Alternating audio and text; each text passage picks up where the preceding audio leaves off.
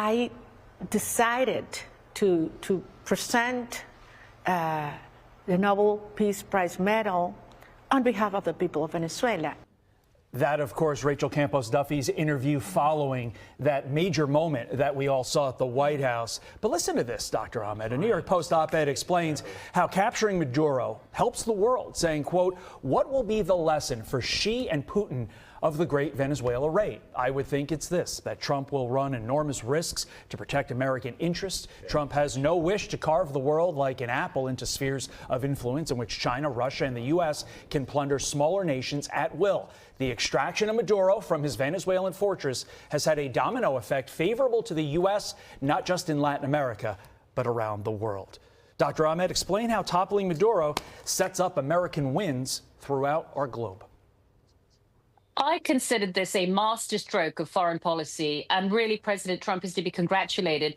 Maria Corina Machado's gesture was extremely touching, but it does represent how the Venezuelan people feel about being liberated from this. This was also the first step in helping dismantle the Iranian regime. Venezuela and Iran had a 25-year agreement of processing crude and refining oil, as well as financing with energy Iran's terror economy.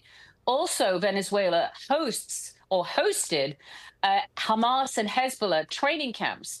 Also, Venezuela destabilizes neighboring Colombia, financing the campaign with dirty money of Petro, the ferociously anti-Semitic leader of Colombia that has devastated that country that formerly was an important ally of the United States. So this is tremendous for Latin America. Of course, it's great for the United States. It's very good for energy markets. It makes it much more expensive for Russia to prosecute the Ukrainian war, because now people can access more favorably priced oil globally.